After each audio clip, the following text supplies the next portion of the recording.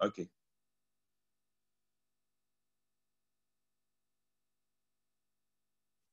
6 done, clear, yes no? Vapor density of the mixture of NO2 and 27.6 mole fraction आ जाएगा molecular mass of.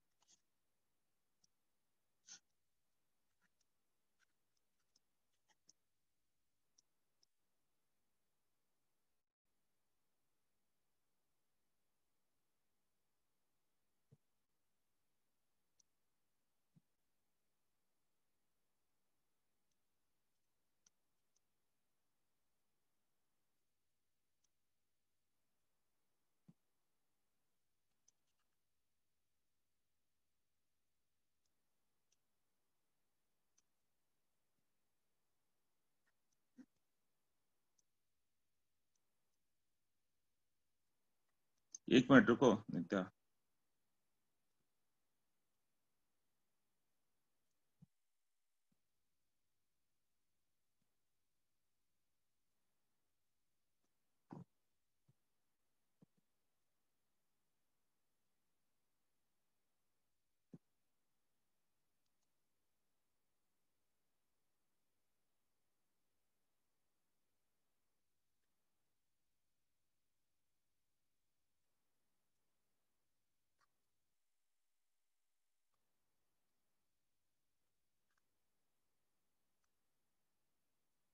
हाँ हाँ, question number 6 में doubt है? कितने लोगों को डाउट है? 6 क्लियर, यस और नो? Yes yes yes. तो व्हाट इज द 66 by 44?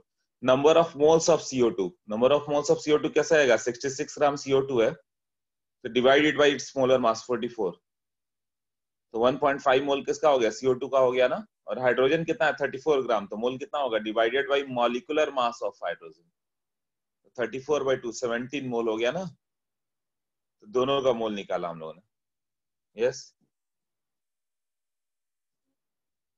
हाँ इतना तो हो गया। हाँ नित्य, नित्य तुम्हारा डाउट है, बोलो। लिखा नहीं होगा तो करना पड़ेगा।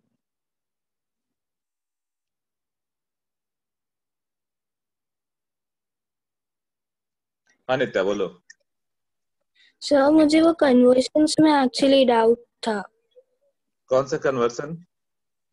18.5 मोल में हम लोग को 100 ग्राम्स मिल रहा है, तो 1 मोल में हम लोग को कितना मिलेगा? वो आपने कन्वर्जन्स क्यों किया? वही मॉलिक्यूलर मास है ना, कि एक मोल में कितना होगा। हाँ, मॉलिक्यूलर मास तो फाइंड है, एक मोल का मास मोलर मास है ना। इधर हम लोग ने मॉलिक्यूलर मास फाइंड करने के लिए हम लोग ने वो कन्वर्जन्स किया, मतलब। राइट, वही 1 मोल का क्या मास है, वही मॉलिक्यूलर मास था ना। उसका थियरी रिवाइज करो जो मैंने ठीक से लिखवाया था। हाँ हाँ हाँ हाँ।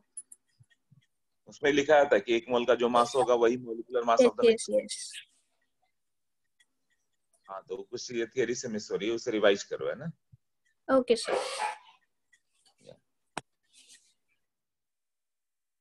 नेक्स्ट में देखो, molecular mass of the mixture कितना हो गया? 2 into vapour density. Molecular mass of the mixture is 2 into vapour density, यही होगा ना। एक फॉर्मूला था। अब M mixture equal to N1 M1 plus N2 M2 by N1 plus N2। मान लो N1 is the number of mole of NO2। NO2 का molar mass calculate करके देखो।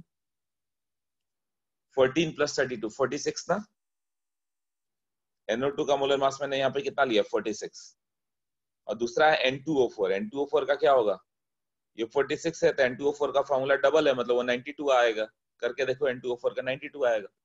इसको पुट कर दिया N1 by N1 plus N2, और ये 46 NO2 का, और ये N2 into इसका 92।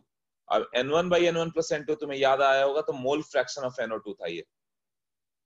Mole fraction of 1 mole fraction ये किसका NO2 का लिया ना, तो N1 by N1 plus N2 मतलब मोल फ्रैक्शन को x लिखता है, x NO2 into 46। अब ये क्या हो जाएगा, मोल फ्रैक्शन ऑफ N2O4 ना, तो ये NO2 का मोल फ्रैक्शन है और ये N2O4 का।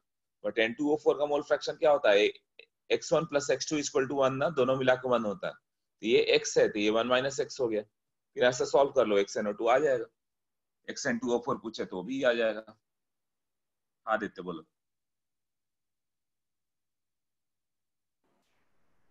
सर हाँ बोलो। वो मोलर मास ऑफ मिक्सचर में आपने डिनोमिनेटर में N1 plus N2 क्यों लिया, उन्हें समझा। वो फॉर्मूला भूल गए तुम लोग, N1 M1 plus M2 M2 by N1 plus N2 theory में लिखवाया था जो। ओके। सेकंड लेक्चर में लिखवाया था ना, molecular mass of the total mixture. Number of moles वो N1 plus N2 कंसीडर। हाँ राइट, इसीलिए पर मोल का मास आ गया ना, ऊपर वाले क्वेश्चन में भी यही किया था ना, पर मोल का मास। हाँ।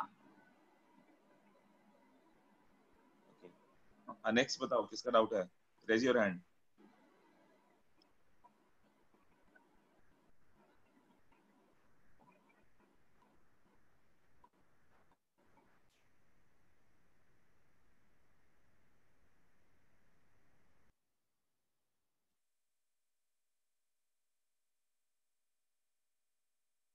अच्छा 3 4 5 भी है, तभी तो 1 2 किया ही, 3 4 5 भी करना है। अच्छा ठीक है, 3 4 5 भी कर देता हूँ, और 6 7 हो ही गया था, फिर इसका मतलब एक सब करना है, करते जाते हैं, कोई बात नहीं। हाँ वेदांत बोलो। सर क्वेश्चन 9 में डाउट है। वो तो करने वाला हूँ, अभी इधर कोई डाउट नहीं है ना, वो था नहीं है। डाउट सबका अलग अलग आया हुआ है, कुछ लोगों ने 2 1 मांगा, किसी ने 2, किसी ने 3 4, किसी ने 5, कुल मिला के सारे क्वेश्चन डाउट्स हैं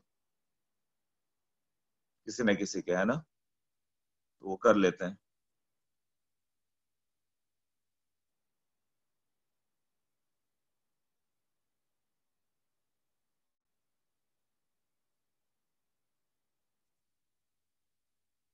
थर्ड में देखो, total number of electrons present in 54 ml of H2O, number of neutrons present in 54 ml of H2O। तो ये थर्ड की बात करें हम लोग,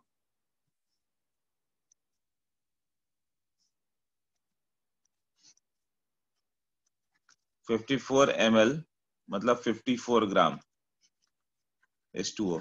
वाटर का 1 ml इक्वल टू 1 ग्राम, ये सबको मालूम होगा डेंसिटी वाटर की, तो 54 by 18 मतलब 3 मोल H2O।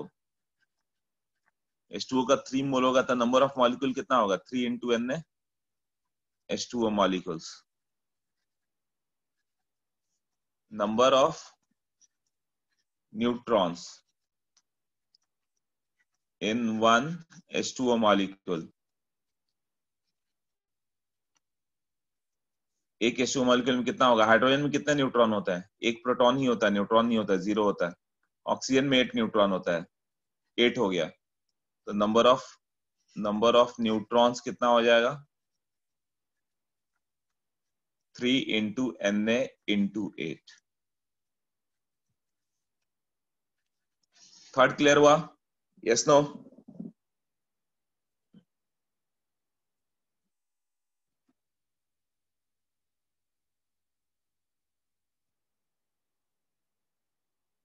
ओके, फोर्थ में फिर डाउट है,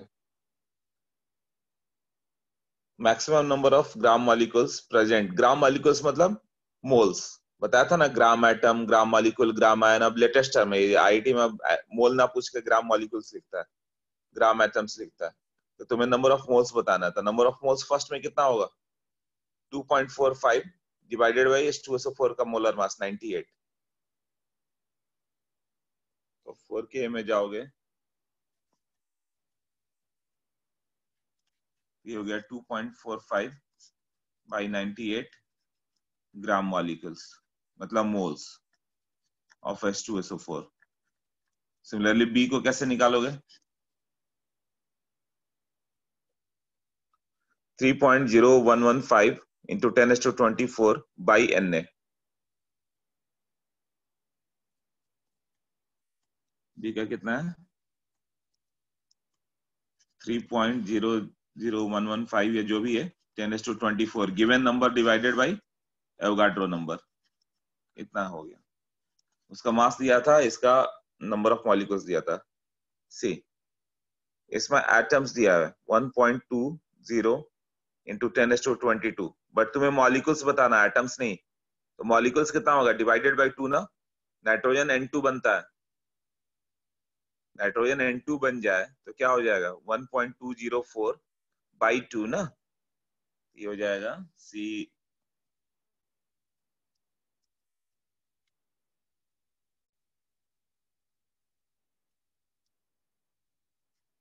नंबर ऑफ N2 मॉलिक्यूल्स जो हो गया 1.2 इंटू 10⁻²⁴, जो भी डेटा था बाई 2, और नंबर ऑफ मोल्स कितना होगा या ग्राम मॉलिक्यूल्स, एक ही बात है। ये सब मोल है, ये याद रखना है ना। ये कितना होगा, given number 1.2 into 10⁻² by Avogadro number. Okay, D में क्या दिया, 16.8 litre of oxygen gas at STP. 16.8 STP पे दिया है, डिवाइडेड बाय 22.4। यहाँ पे नंबर ऑफ मोल का फॉर्मूला क्या था, 16.8 बाय 22.4।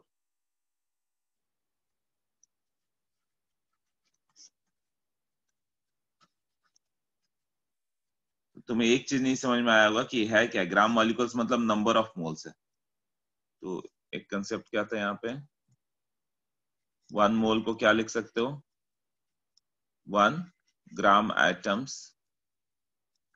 1 ग्राम मॉलिक्यूल,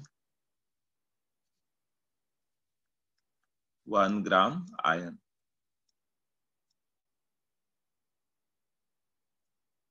क्लियर हुआ,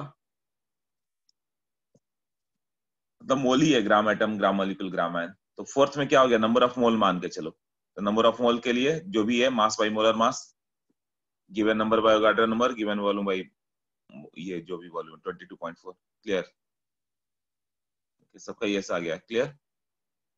किसी का नो नहीं है ना, बता दो।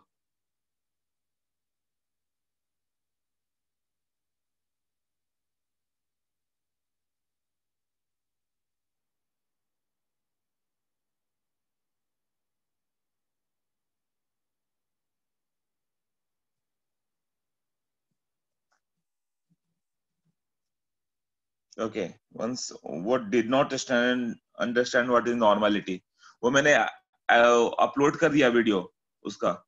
कौन सा रिकॉर्डेड वर्जन नहीं है, नॉर्मलिटी वाला, एक बार फिर से देख लो, नहीं समझ में आया था तो। थर्ड का ऑप्शन नहीं है, मैच नहीं कर रहा है। अच्छा नहीं, ऑप्शन नहीं दिया, उससे क्या मतलब है, एग्जाम में ऑप्शन दे देंगे। नहीं, तुम बोलो ऑप्शन ही नहीं मैच कर रहा है, ओके। तो ठीक है, एक तो है ना नन ऑफ दिस, तब उधर चला जाएगा। 3 था, 3 into N A into 24 N A. हाँ, तो नन ऑफ दीज होगा, डी होगा फिर।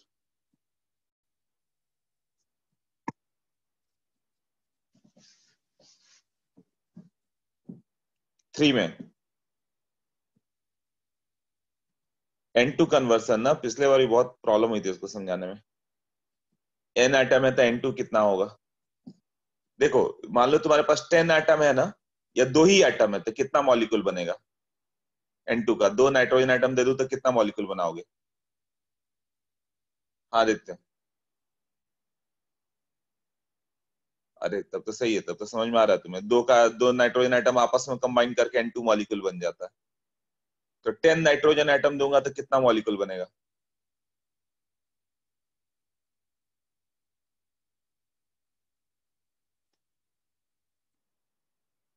हाँ, आदित्य तुम्हारा आंसर, तुम्हारा ही डाउट है।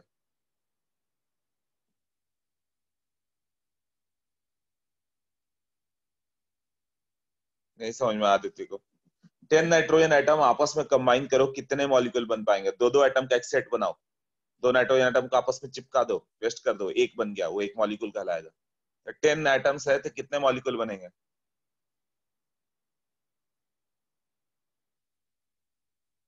हाँ, 5 आ गया ना, तो मतलब जितना भी होगा बाई 2, 10/2 5 हो गया। 100 नाइट्रोजन एटम होगा तो 100/2 50 होगा। उसी तरह जितना एटम्स है बाई 2 उतना मॉलिक्यूल हो गया। वही किया ना, बाई 2 ही तो किया ना, देखो तो।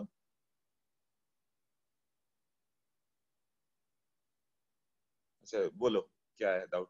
अनम्यूट किया, बताओ।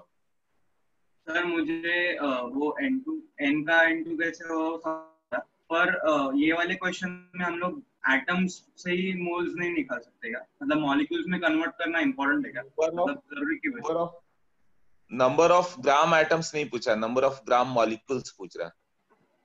इसलिए हम मॉलिक्यूल्स में कन्वर्ट करेंगे। हाँ, ग्राम मॉलिक्यूल्स लिख दिया क्वेश्चन में, देखो। हाँ। यदि ग्राम एटम्स लिखा रहता है ना तो डायरेक्ट एवोगाड्रो से डिवाइड करता है, एटम्स ही पूछ रहा था वो। ओके। हाँ, तो ये ग्राम मॉलिक्यूल्स है, तो ग्राम मॉलिक्यूल्स कंफ्यूजन क्रिएट करता है, इसे थोड़ा ठीक से समझोगे तो हो जाएगा।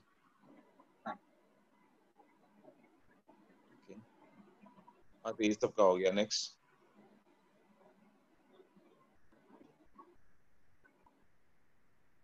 कौन कौन सा कर दिया? 1 2 3 4। इससे पहले कौन सा किया था? 5 भी किया था, 6 7 भी कर लिया था ना।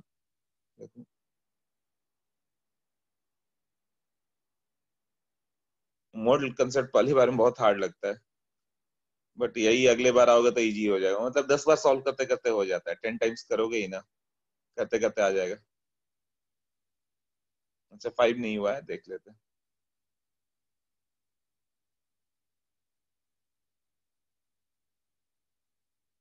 सब प्रैक्टिस बेस है, पहली बार में कुछ नहीं होता है।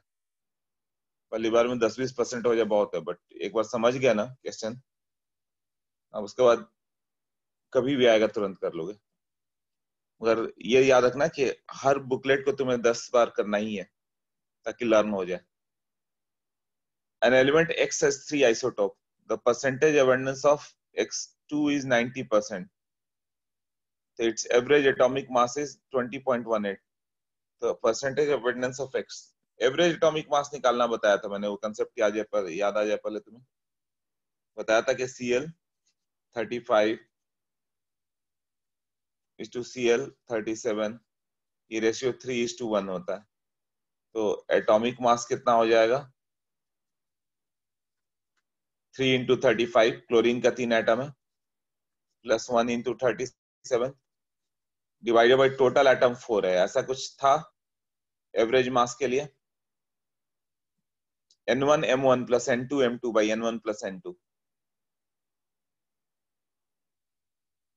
देखो Cl 35 है, Cl 37 है, मतलब 3 एटम क्लोरीन के हैं 35 वाले, तो एक एटम 37 वाला होगा। तो टोटल मास कितना हो गया? ये टोटल 4 एटम तुम लेकर आओगे, 4 एटम, तो 3 एटम 35 ग्राम वाले मास वाले हैं। 3 इंटू 35 इतना मास हो जाएगा 3 एटम का, और एक एटम का 37। टोटल मास जितना आ गया वो मालूम है। तो 4 एटम कितना मास है, तो एक एटम का कितना होगा देखना। यही अभी हम लोग ने 6 7 में भी किया था ना।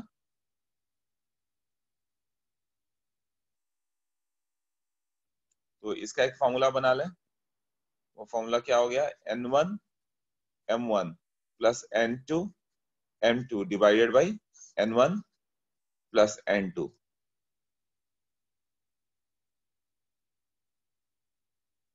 ये क्या होगा? एटॉमिक या molecular mass of mixture. Percent में भी चल जाता, Cl 35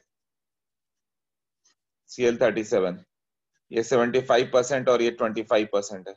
मतलब 100 एटम लोगे तो 75 किसका है? 35 वाले का है।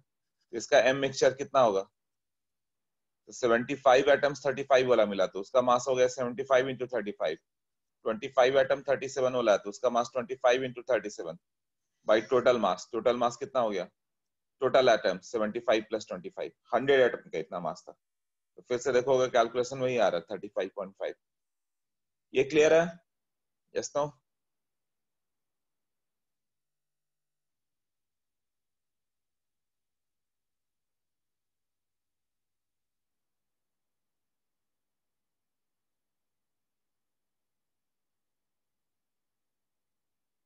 ओके, तो अब वो क्वेश्चन देखो, क्वेश्चन नंबर 5 देखो। पिछले बार मुझे याद है पूरे बैच में सबको बताना पड़ा था, तभी हुआ था, इसीलिए मैंने बोला कि पूरा कर ही लेते हैं।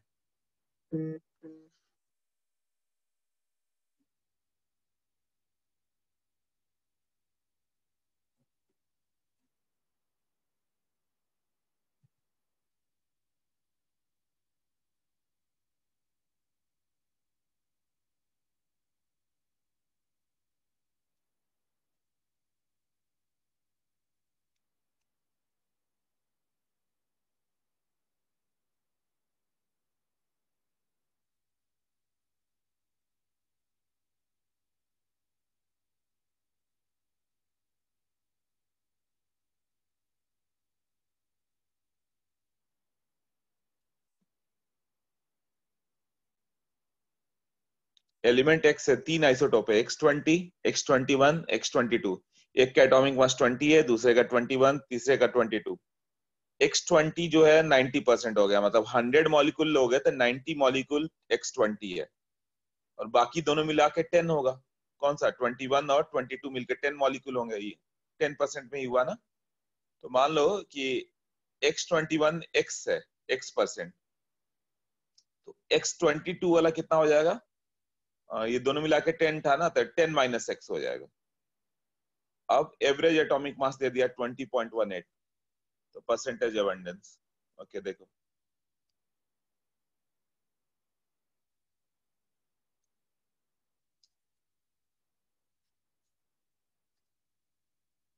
X20,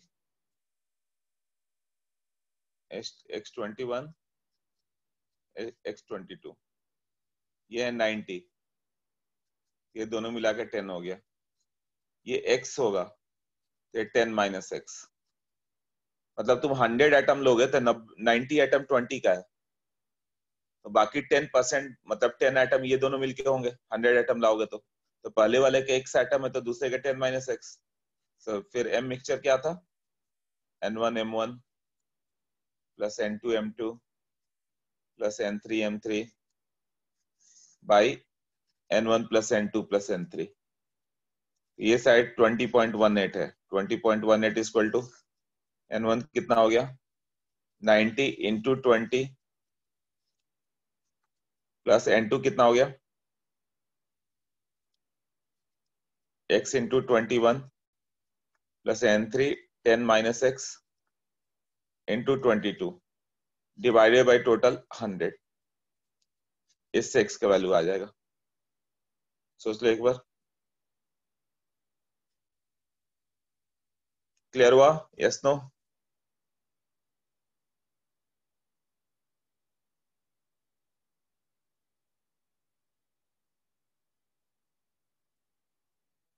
डाउट है तो जल्दी से रेज करो हैंड, पूछो।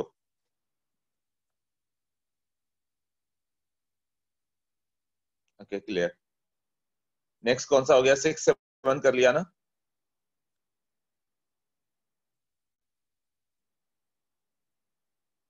ओके, तो नेक्स्ट 6 और 7 कर लिया। 8 की बात करें। 8 में देखो, mixture of O2 gas and Y मोल। सारे अच्छे सम्स असल में दे दिए इन्होंने, बिगनर्स बॉक्स कहा और क्वेश्चन अच्छे वाले दे दिए। बिगनर्स बॉक्स टाइप वो था जो मैंने अपने भेजा था, मोल concept. Mixture of O2 gas, O2 and gas Y in the mole ratio of A:B। O2 और Y है, दोनों का मॉलिक्यूलर मास मालूम। O2 का मॉलिक्यूलर मास 32 होगा, Y का 80 है, और मोल रेशियो A:B है, तो M मिक्सचर कितना होगा? 32 into A plus 80 into B by A plus B, और वो वैल्यू 40 दिया हुआ है। मतलब 40 कितना हो गया?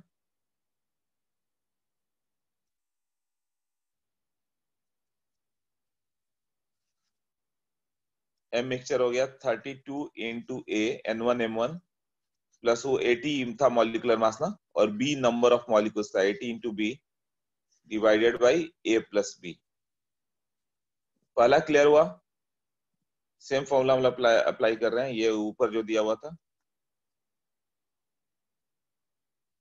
M मिक्सचर दिया था, N1 कितना था? A mole.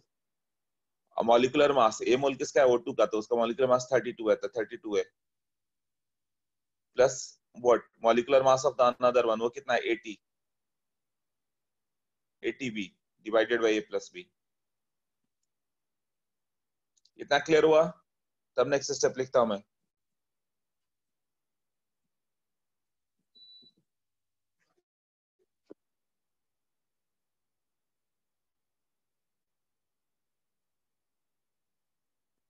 ओके, तो उसके बाद क्या देंगे? बी और ए कर दिया गया, तो मीन मॉलिक्यूलर मास क्या होगा? तब तो उल्टा ही है, तब तो आगे रेशियो आ गया ना यहाँ से।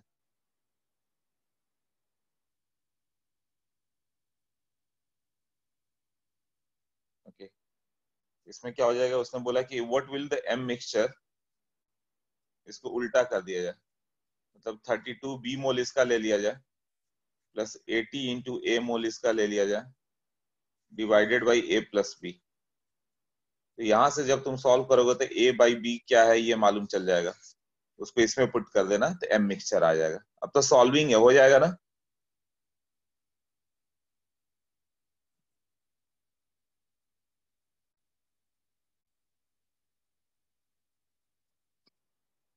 ओके,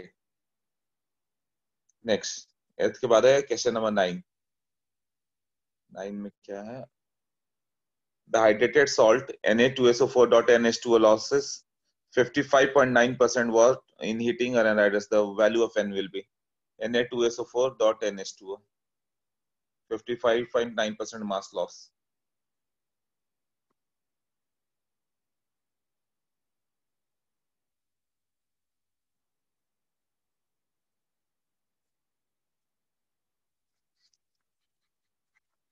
Na2SO4.NH2O, इसको हीट किया, Na2SO4 अलग और NH2O बाहर, तो ये 55.9% है।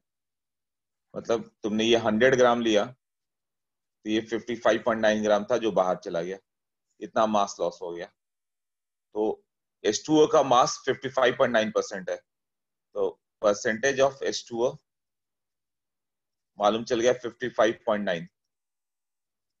वो कैसे आएगा, 55.9 इक्वल टू, इसका मॉलिक्यूलर मास ले लो, H2O 18 into N by total का मास Na2SO4 कितना होगा, 46 Na2 plus 32 plus 16 into 4 64 plus N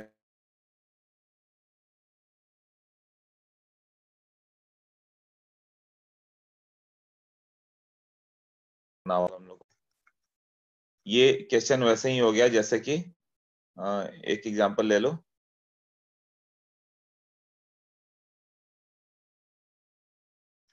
CuSO4.5H2O, तो परसेंटेज ऑफ वाटर कितना लेंगे, तो वाटर का मास होगा 5 into 18 90 gram out of total. Total copper 63.5, sulphur 32 plus 64 plus 90 into 100, ऐसे निकाला था ना परसेंट।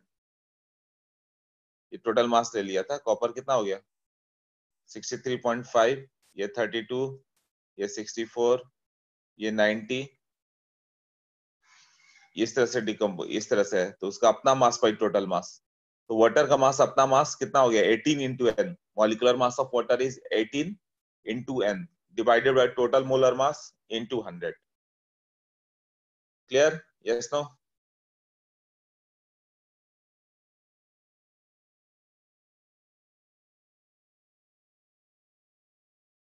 ओके, तो नेक्स्ट देखें question number 10। 44 gram of sample gives इतना, तो molecular formula of the compound में भी 44 ग्राम ऑफ द सैंपल से 88 ग्राम और ये 36 ग्राम आ रहा है।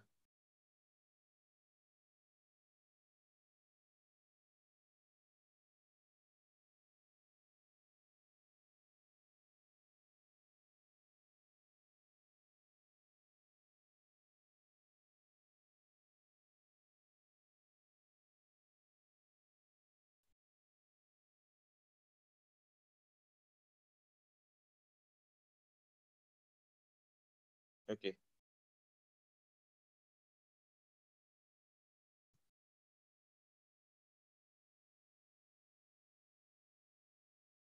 टेंथ ना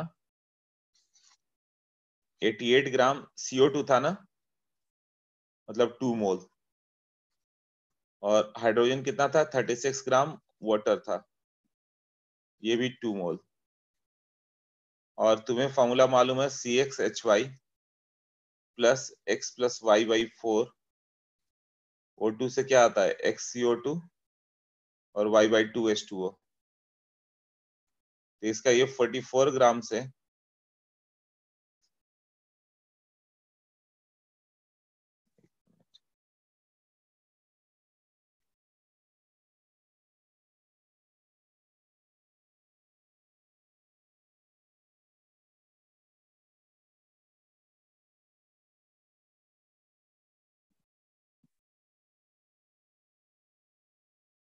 ये 88 एंड 36 और ये 44 है, 88 इंटू 36 और ये 44 है।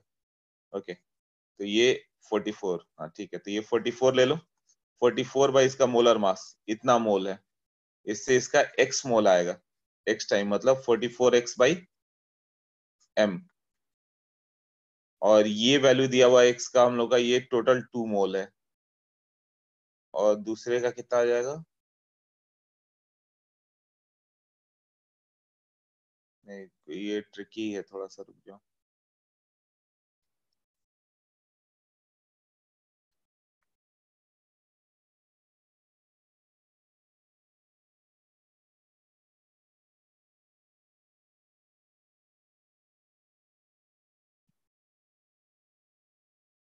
ये तो डायरेक्ट इतना करना ही नहीं था।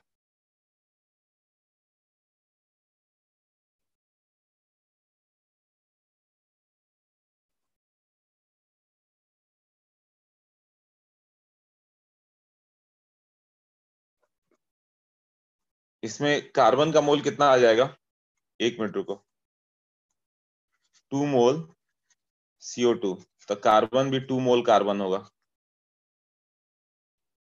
और 2 मोल H2O, तो हाइड्रोजन का मोल 2 इंटू 2, 4 मोल हाइड्रोजन होगा। तो फॉर्मूला किस रेशियो में होगा, कार्बन का 2 हाइड्रोजन का 4, तो C2H4 के रेशियो में होगा। तो ये आंसर तुम्हारा जाएगा C2H4 या उसका रेशियो कुछ भी ले लो। तो C2H4 के रेशियो में कौन कौन सा हो सकता है, वो के बारे में नहीं बोल सकते, इसके बारे में है ना। तो ये C2H4,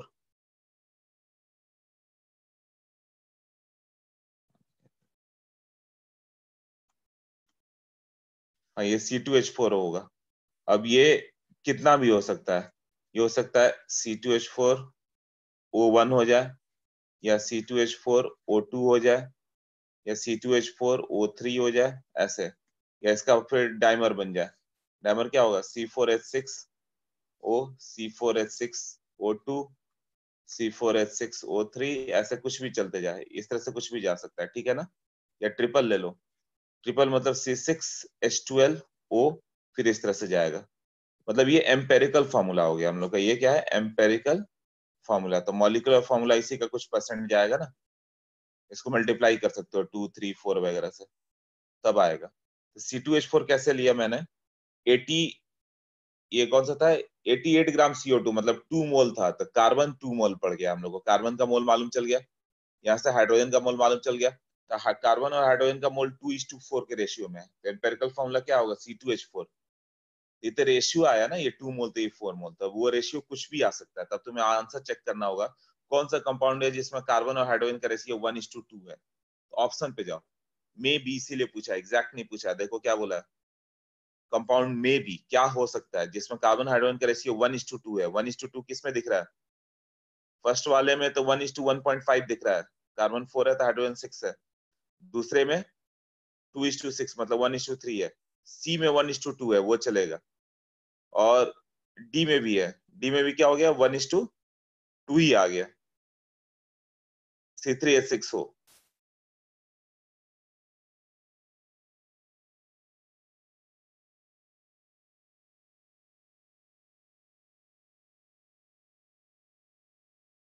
हाँ, तो इसमें से कुछ भी आ सकता है। अब तुम्हें मॉलिक्यूलर मास से कन्वर्ट करना होगा, मोलर मास से। यदि C2H4 और ये H6 होगा तो O का मोलर मास कितना आएगा, वो देखो तो, इसका मॉलिक्यूलर मास कितना आ रहा है।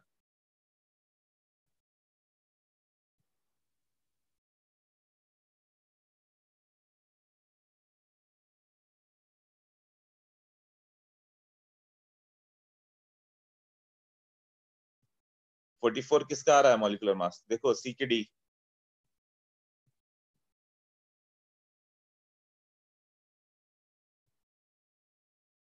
तो C2H4O का 44 आ जा रहा है, तब वो C पे जाएगा फिर। ओके, अब बताओ डाउट क्या, रेज योर हैंड जिसका भी डाउट हो।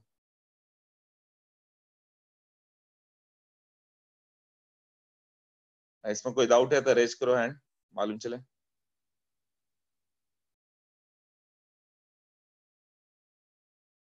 No doubt, okay. 11 पे जाओ।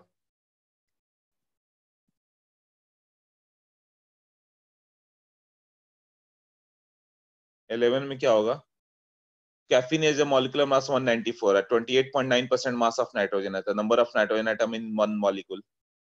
तो परसेंटेज वाला ही फॉर्मूला है. मान लो कि परसेंट ऑफ नाइट्रोजन ले लिया जाए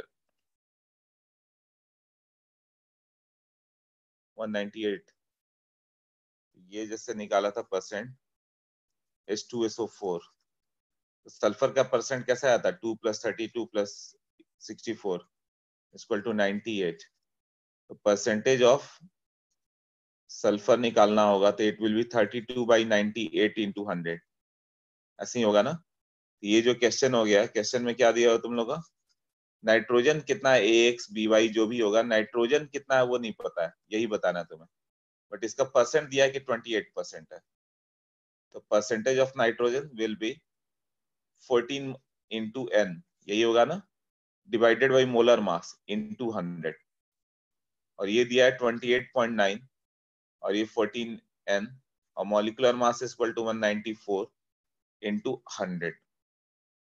तो n का वैल्यू क्या होगा, तो n इंटीजर ही होगा. तो n इंटीजर करना है तो इसको कर दो, ये कितना होगा, ये 2 ले लो, 100/94 उधर मल्टीप्लाई कर दो, 56/4 आ जाएगा.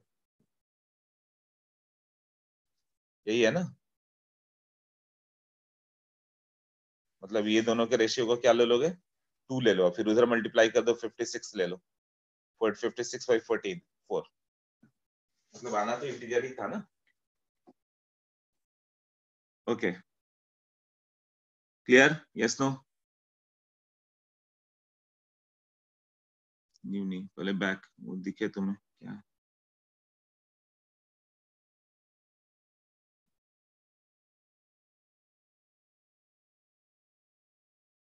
आगे भी चारों बता दो, 12 13 14 15 की कोई पर्टिकुलर डाउट है.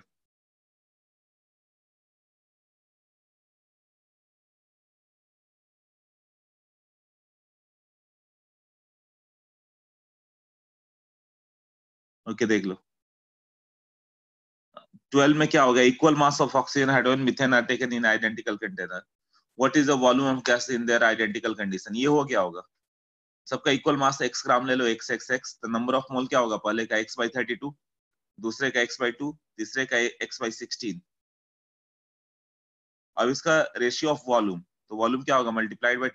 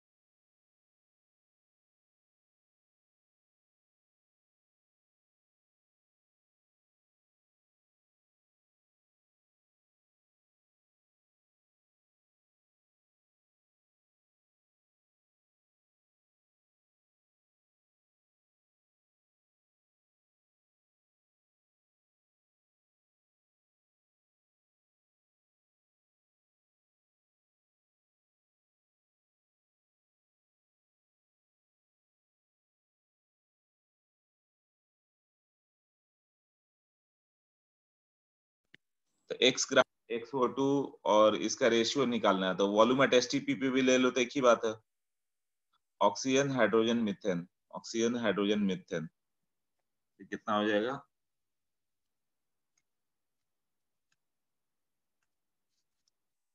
ऑक्सीजन x ग्राम 32, हाइड्रोजन STP पे निकाल देते हैं, मीथेन, इसी का रेशियो पूछा है ना. तो x तो कैंसिल हो गया, 22.4 कैंसिल हो गया, बचा क्या 1/32 = 1/2 = 1/16 होगा. तो 32 से मल्टीप्लाई कर दो ये सबको, तो कितना आ जाएगा, ये 1, ये 16, ये 2. मतलब x ग्राम सबका मान लो, दिया हुआ इक्वल मास लेना है. x ग्राम सबको लोगे तो divided by molar mass, O2 का 32, x/32 मोल हो गया. वॉल्यूम एट STP कितना हो गया, x/32 × 22.4. उसी तरह बाकी दो का तुम वॉल्यूम निकाल दो, x/2 × 22.4. थर्ड का हो गया x/16 × 22.4. अभी कितना हो जाएगा 1/32, 1/2 और 1/16, यही रेशियो आ गया ना। क्लियर है? Yes no?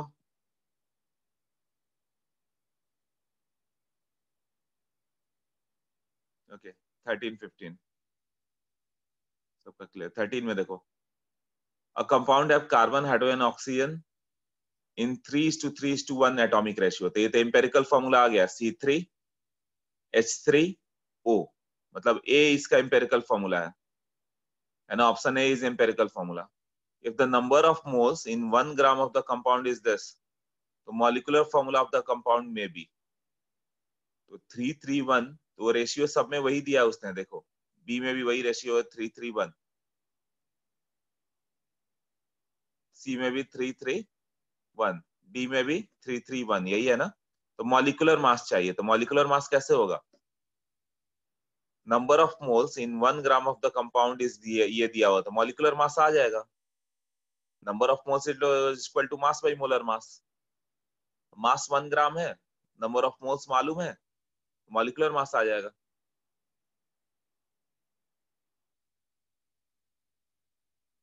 Six 6.606 into 10⁻⁻13।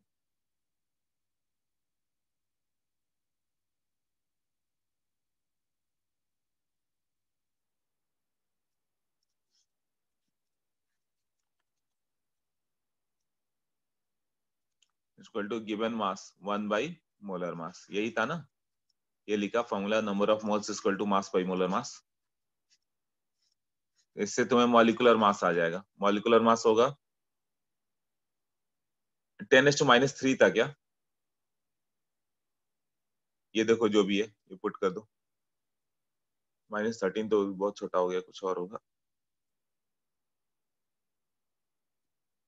हाँ -3 है।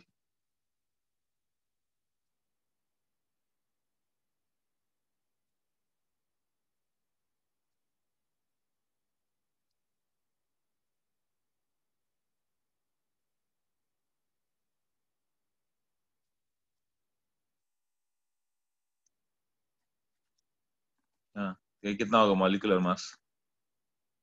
1 डिवाइडेड बाई 6.06 इंटू 10⁻³ तो 1000/6 मतलब 166 वगैरह कुछ जाएगा। ये गया ना 160 वगैरह। अब चेक कर लो किसका मॉलिक्यूलर मास कितना होगा। C3H3O, इसका एम्पिरिकल फॉर्मूला मास कैलकुलेट कर लो, कितना हो गया? 36 + 3 + 16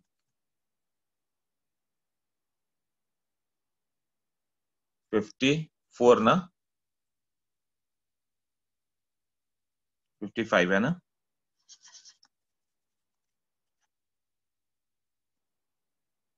तो n का वैल्यू कितना होगा? कितना करोगे तो 160 जाएगा?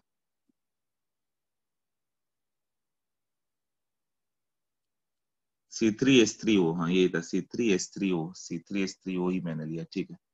तब ये कितना हो जाएगा? n का value molecular formula mass divided by empirical formula mass, ये हो जाएगा 160/55, ऑलमोस्ट 3। यही है ना, ये आंसर देख लेना ये कितना आ रहा है। हो सकता है ये 165 ही आया हो, नहीं भी आएगा तो इंटीजर चाहिए तुम्हें, ठीक है। तो मॉलिक्यूलर फॉर्मूला क्या हो गया? n into empirical formula. कितना टाइम करोगे? 3 टाइम ना, तो ये हो जाएगा C9H9O3। क्लियर? Yes no?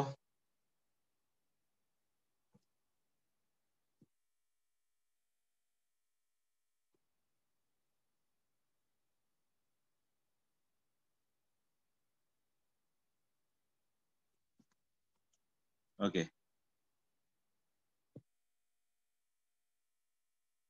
हाँ सबका यस है। नेक्स्ट करें, तो 13 के बाद कौन सा है? What is the difference? रुको, डाउट है किसी का, wait wait. I did it in a different manner, answer आ गया ना, चल जाएगा वो। तो अपने समझने पे, कई लोग तो कॉपी पेन भी नहीं उठाते, डायरेक्ट कर लेते हैं। जिसको ज्यादा समझ में आता है ना, वो बिना कॉपी पेन के ही सब कर जाता है मोस्टली क्वेश्चंस, तो चल जाएगा सब। आंसर ले आओ जैसे भी समझ में। 14 नहीं, 14 हो गया शायद सबका, 14 किसी ने पूछा नहीं। हाँ तो ये तो एम्पिरिकल फॉर्मूला डायरेक्ट रेशियो है ना, 1/4, 1 ग्राम ही है तो 4 ग्राम ही है। अब दोनों का एटॉमिक मास 1:2 है ना। और उसके बाद वो कंपाउंड ले लेना था शायद 1/4 और 1/2 एटॉमिक मास।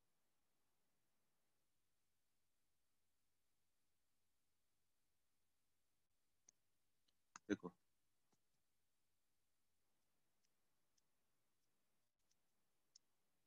ये 1 है तो वो कितना था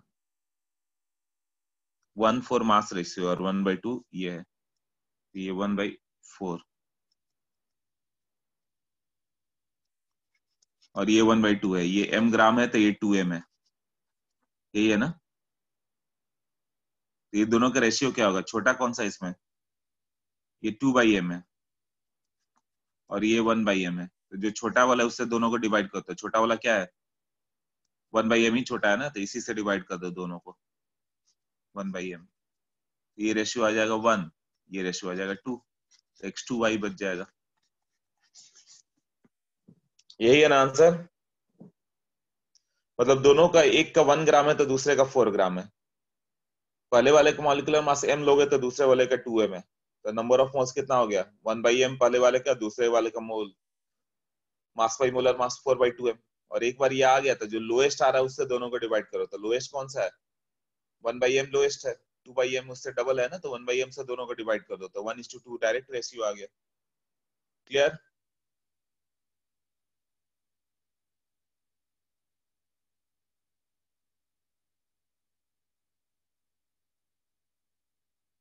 Determine the oxide of a metal contains 30% by weight.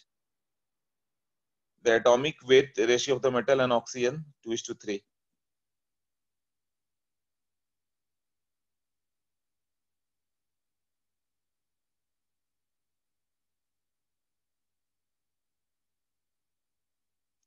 Thirty percent oxygen है तो 70% मेटल है, तो ये 14 आ गया तो 15 में आना चाहिए था। Atomic ratio of metal and oxygen 2:3 है। Atomic if the atomic ratio of metal and oxygen मतलब M2O3 टाइप है, ये 2 है तो वो 3 है, मतलब M4O6 ले लो या M2O3, ऐसे 2:3 के रेशियो में, और ये 30% है। Atomic weight of the metal क्या आएगा।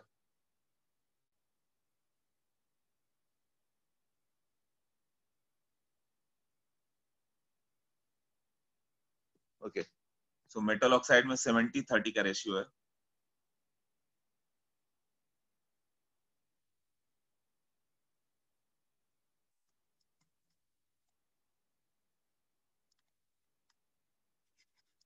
मेटल ऑक्सीजन ये 70 ग्राम मेटल है तो 7 इसका मेटालिक मास है, ये 30/16 है ना। और यही रेशियो दे दिया है कि 2:3 का रेशियो, मतलब 70/m डिवाइडेड बाई 30/16, ये रेशियो 2/3 में। यहाँ से m का वैल्यू कैलकुलेट कर लो। 30 ग्राम ऑक्सीजन था तो उसका मोल कितना हो गया 30/16, 30% बाई वेट है ना, 30 ग्राम ऑक्सीजन है तो 70 ग्राम मेटल है, तो मेटल का मोल हो गया 70/m, और ऑक्सीजन का मोल हो गया 30/16, तो दोनों का मोल मालूम चल गया, और वो मोल रेशियो बता रहा है 2:3 है। क्लियर। आंसर 14 का कुछ और आ रहा है, XY2 आया हुआ है। ओके तो कैलकुलेशन कहीं रॉन्ग हो गया, असल क्वेश्चन पीछे देख के बार बार मैं आगे आ रहा हूँ, सामने नहीं दिख रहा है ना, तो डेटा लिखने में कुछ गड़बड़ हुआ होगा। 14 में देखो कंपाउंड कंटेन्स एलिमेंट x और y 1:4 मास रेशियो, मतलब x ग्राम 1 ग्राम ये है तो 4 ग्राम y है, x का 1 ग्राम लिया y का 4 ग्राम लिया, ठीक है। उसके बाद क्या दे दिया गया 14 में, एटॉमिक मास ऑफ x और y 1:2 रेशियो है। मतलब एटॉमिक मास x को m ले लो तो y को क्या लोगे, वो डबल होगा 2m होगा, तो ये m है तो ये 2m है, तो एम्पेरिकल फॉर्मूला m है तो ये 2m है, तो ये पहला वाला m हो गया तो 1/m इसका नंबर ऑफ मोल हो गया, दूसरा 4/2m है। यहाँ कैलकुलेशन मतलब इसका आगे कुछ रॉन्ग हुआ होगा, तो ये 1/m है तो ये 4/2m मतलब 2/m, ये भी तो सही है, तो ये 1 है तो ये 2 है, तो x1 आ रहा है, y2 आ रहा है। अच्छा लास्ट लिखने में क्यों लॉन्ग हो गया? x1 और y2 ही है, तुम एक जगह के लिए बस कंफ्यूज हो गया तुम लोग, ये कैसे लिख दिया है ना। यहाँ तक तो सही ही था। वो क्या था? x1 y2 ये लिखा ना, देखो यहाँ पे। वो में स्प्रिंट है, वो सब उतना समझो कि कुछ लिखने में हो गया फाइनल, तो कैलकुलेशन से या लिखने में बस रॉन्ग हुआ।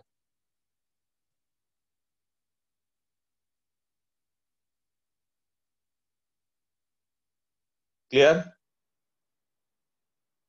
ओके नेक्स्ट बताओ, बीबी2 में कौन कौन सा डाउट है? पेपर पैटर्न छोड़ो, कल आएगा देख ही लोगे। बस इसी तरह ऑब्जेक्टिव होगा, सब में ऑब्जेक्टिव होंगे, ऑप्शन दिए रहेंगे, तुम्हें टिक करना रहता है क्यों।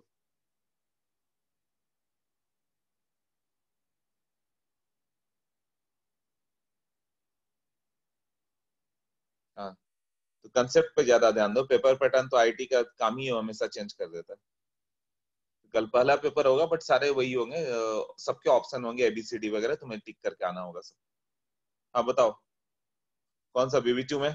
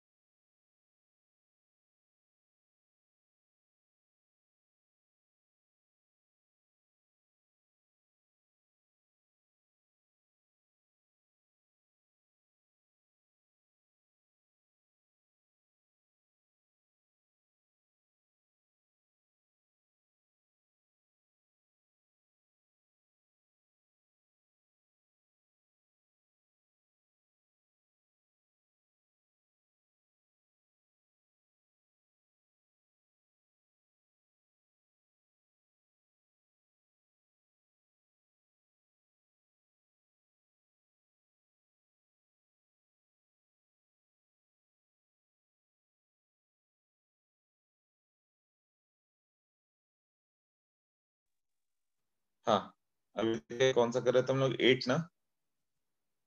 बीबी2 में क्वेश्चन नंबर 4 और 8 है। 4, 5, 7, 8। अभी जितना हुआ हुआ, नहीं तो लिख के भेजना, मैं सॉल्यूशन बना के भेज दूंगा उसका, है ना। वो जो जो क्वेश्चन डाउट होगा तुम लोग का, वो देख सकते हो, right.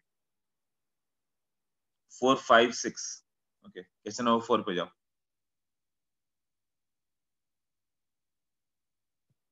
Element X react with oxygen to produce a pure sample of X2O3. 1 gram of X produces 1.16 gram X2O3. Calculate the atomic mass of X. Fourth,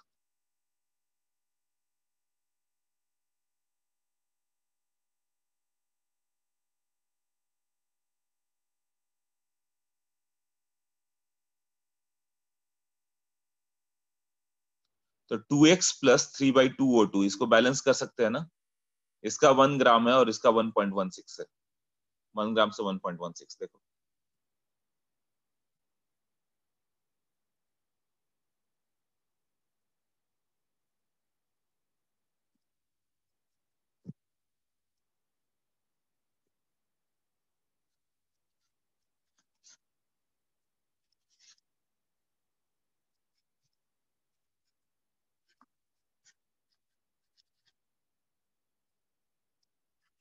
ये 1 ग्राम है, ये 1.16 ग्राम है, ये कितना हो जाएगा 2x3, ये होगा 4x प्लस 3O2। हाँ, तो इससे इतना आ रहा है, 4x से इतना आ रहा है, तो इसका मॉलिक्यूलर मास चाहिए, ये है ना। तो ये इसका मोल निकाल दोगे तो 1/m एटॉमिक मास चाहिए, यही हुआ ना मोल। इससे कितना आ जाएगा 2/4 इंटू 1/m मोल, ये होगा ना। तो 2/4 इंटू 1/m मोल, और इसका मोल कितना हो जाएगा 1.16 डिवाइडेड बाई इसका मोलर मास। मोलर मास हो गया 2m प्लस 16 इंटू 3 48। इसको सॉल्व करेंगे तो m आ जाएगा। देखो क्वेश्चन क्या है, x plus O2 gives out H2O3। x का 1 ग्राम लिया तो H2O3 1.16 ग्राम आ रहा है, यही है ना। पहला काम होगा इक्वेशन बैलेंस कर लो। तो x का 1 ग्राम है तो नंबर ऑफ मोल कितना हो गया 1/m मोल। 1/m मोल x है तो उससे H2O3 कितना बनेगा 4 मोल का 2 मोल, मतलब जितना है उसका हाफ। ये रेशियो क्या आ जाएगा 2/4 का रेशियो होगा ना। तो ये रेशियो निकालना ही मेन था जो मैंने बताया था, कोएफिशिएंट का रेशियो ही नहीं समझ में आता, ये 2 और ये 4 मोल से 2 मोल तो 1 मोल से 2/4, तो 1/m से 2/4 इंटू 1/m मोल। और इसका नंबर मोल मालूम है कैसे, इसका मास मालूम है, डिवाइडेड बाय इसका मोलर मास 2x मतलब 2m प्लस 48। हाँ सोचो अभी डाउट है। हाँ नित्या रेज किया हैंड, ओके। हाँ नित्या बोलो। सो हम लोग को गिवन डेटा में दिया है that the atomic weight of oxygen is 16 gram. Then why didn't we consider O over here? Oxygen के एटॉमिक मास 16 ही तो ले रहे हो तुम, और क्या ले रहे हो। वो नहीं भी देगा तो 16 तुम्हें मालूम है।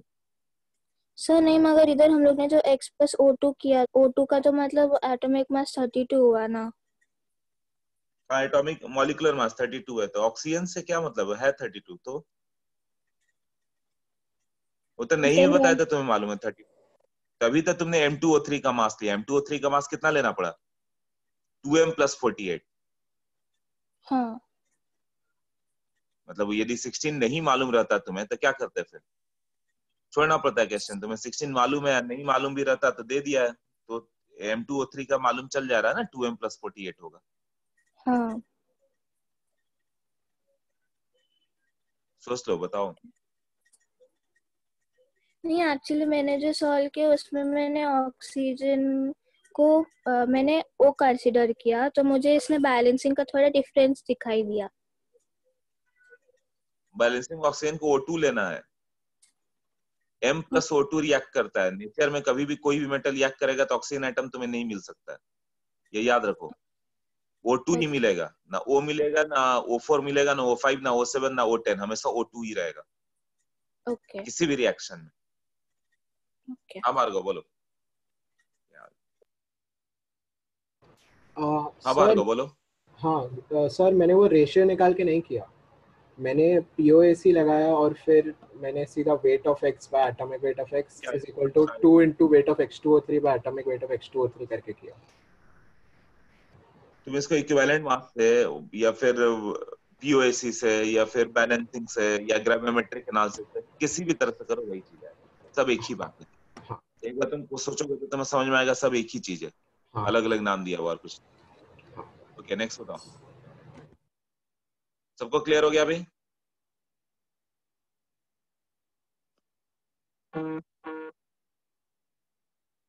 ओके फोर्थ के बाद कौन सा पूछा था तुमने, फोर्थ के बाद लिस्ट देखना पड़ेगा।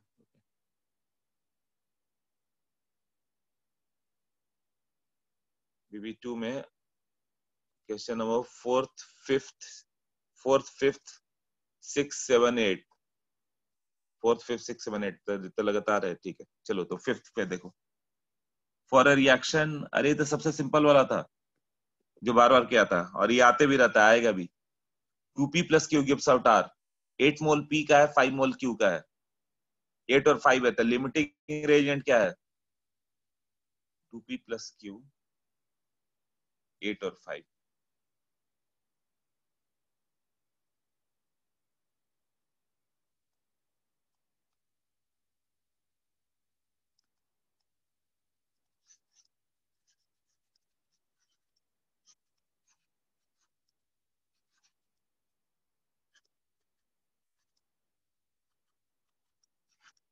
ये कब था? टाइम t इक्वल टू 0, जब रिएक्शन स्टार्ट नहीं हुआ। ये time t equal to t, जब रिएक्शन खत्म हो गया।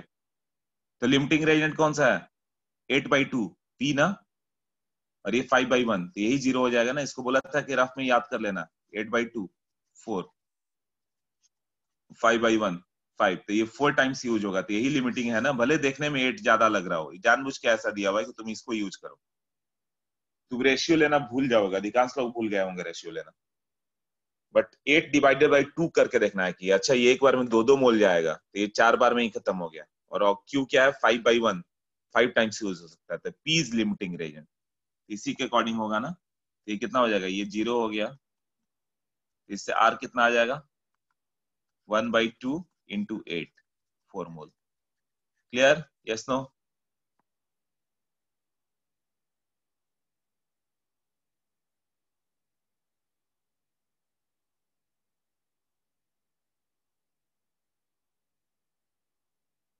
ठीक है, तो मैं आगे जाता हूँ 6 पे।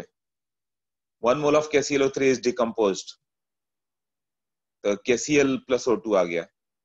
और excess of aluminium is bond in the gaseous product, तो मतलब जो एल्यूमिनियम आ गया वो एक्सेस है, तो ऑक्सीजन आया, उसको बर्न करके Al2O3 ले गया। तो जितना ऑक्सीजन आएगा वही तो Al2O3 में बनेगा ना। तो 1 मोल KClO3 से कितना होगा? POC से एक बार में आ जाएगा। मतलब ऑक्सीजन कंजर्व कर दो, या फिर इक्वेशन लिख के करना चाहो तो देखो। KClO3, इसमें O3 ऑक्सीजन 3 एटम्स है ना, और वही ऑक्सीजन Al2O3 बन गया। तो उसका भी कितना हो गया? O3 का फॉर्म मतलब एक ही है, मतलब वो भी 1 मोल आ जाएगा। जिसको POC समझ में आया, कुछ नहीं करके डायरेक्ट आंसर 1 कर देगा। स्टॉल के लिए what can we do, solve करोगे। POC एक बहुत बड़ा टूल है असल में, जिसको समझना पड़ता है। जिसको समझ में आ गया ना, वो कई क्वेश्चन देख के ही कर देगा वो। 2KCl प्लस 3O2, 2KCl3, तो इसका 1 मोल है, तो इससे ये कितना हो जाएगा? 3/2 मोल। अब 4Al plus 3O2 gives out 2Al2O3, 2Al2O3 6. अब ये O2 है 3/2 मोल, तो इससे ये कितना आ जाएगा? 2/3 इंटू 3/2 मोल, तो ये 1 मोल। बैलेंसिंग से ऐसे आ गया। ये क्लियर हुआ कैसा किया? KClO3 का 1 मोल था, इससे O2 निकाल लो कितना आता है, इक्वेशन बैलेंस करके। इसके 1 मोल से इसका 3/2 मोल आ गया, यही है ना। अब उसको एल्यूमिनियम को O2 के साथ बंद करो, तो O2 का 3/2 मोल से Al2O3 कितना आएगा, तो फिर बैलेंस कर दो। इस बार ratio 2/3 into 3/2। Clear? Yes no?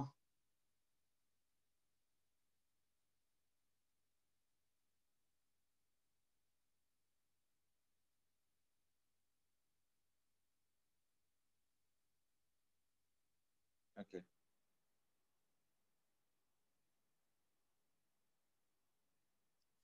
हाँ, कंप्लीटली वाला एक चीज मैंने किया था। आयोडीन का मोल कितना है 7th में? देखो 25.4/254, मतलब 0.1 मोल आयोडीन है। और ये कितना है 14.2/71, कितना हो जाएगा 1/5 है ना। 0.2 मोल क्लोरीन है, तो 0.1 मोल आयोडीन, 0.2 मोल क्लोरीन। ICl और ICl3 बना, तो 7th हो जाएगा तो 8th भी हो जाएगा, दोनों सेम है, वही कंप्लीटली वाला। तो 0.1 और ये 0.2 से ICl और ICl3 बनाना है, कितना कितना बनेगा।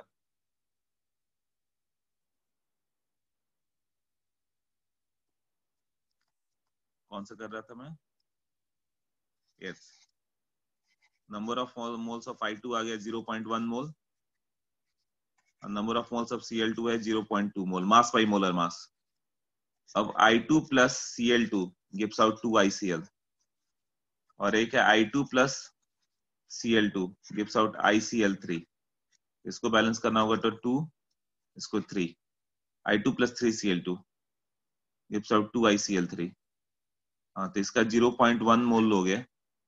मान लो x मोल इधर रिएक्ट किया, तो x मोल इसके कितने मोल से रिएक्ट करेगा? x मोल से ही रिएक्ट करेगा, और इसका रेस्ट 0.1 माइनस x यहाँ पर रिएक्ट करेगा। ऐसा एक क्वेश्चन मैंने 3 स्टार देके बोला था, अच्छे से लर्न कर लेना। x मोल I2 पहले इक्वेशन से रिएक्ट किया था, दूसरा 0.1 माइनस x दूसरे से रिएक्ट करेगा। कितने से रिएक्ट किया? 3 इंटू 0.1 माइनस एक्स है ना, इतने मोल से रिएक्ट किया। अभी दोनों ऐड करके x plus 3 into 0.1 minus x, ये वैल्यू कितना हो जाएगा? टोटल मोल ऐड करके ये 0.2 है, तो ये तुम्हारा x का वैल्यू आ जाएगा। ये कितना आ जाएगा इससे? 2x मोल। 1 मोल का 2 मोल, ये भी डबल ही आ रहा है ना, तो ये 0.1 से 2 इंटू 0.1 माइनस एक्स मोल। एक बार x का वैल्यू आ गया तो इसका मोल और इसका मोल दोनों मालूम है तुम्हें।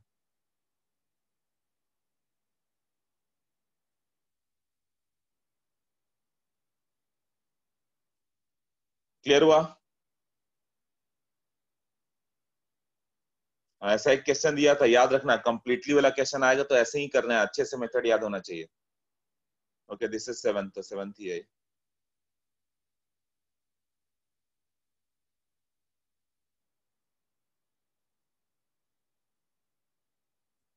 7th हो गया तो 8th भी ऐसे ही कर लेना। कैसे? P4 का मोल दिया हुआ है, कितना है? 31/124। 31/124 मतलब 1/4 मोल। ऑक्सीजन का कितना हो गया? 32/32, 1 मोल। फिर वो दो इक्वेशन लिखना, P4 plus O2 gives out P4O6, P4 plus O2 P4O10। और फिर जैसे इसको किया वैसे उसी को करो, वो भी आ जाएगा।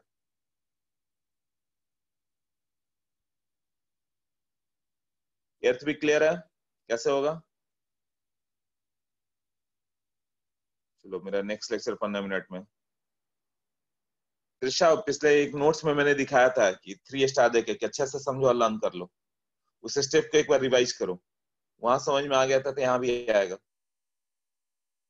I2 था तो I2 से Cl2 का मोल निकाला था। परसेंटेज प्यूरिटी वगैरह कंसेप्ट टोटल 3 ही है देखो तो। मोल, कैलकुलेशन ऑफ मोल, दूसरा है chemical equation, third concentration term. अब इसी का इधर उधर साइड प्रोडक्ट सब छोटे मोटे, मतलब कोई अलग कंसेप्ट नहीं है, उसी का पार्ट है सब। तो यदि परसेंट प्योरिटी का कोई क्वेश्चन बुकलेट में तो आएगा, बुकलेट ही आएगा, जो भी है बुकलेट।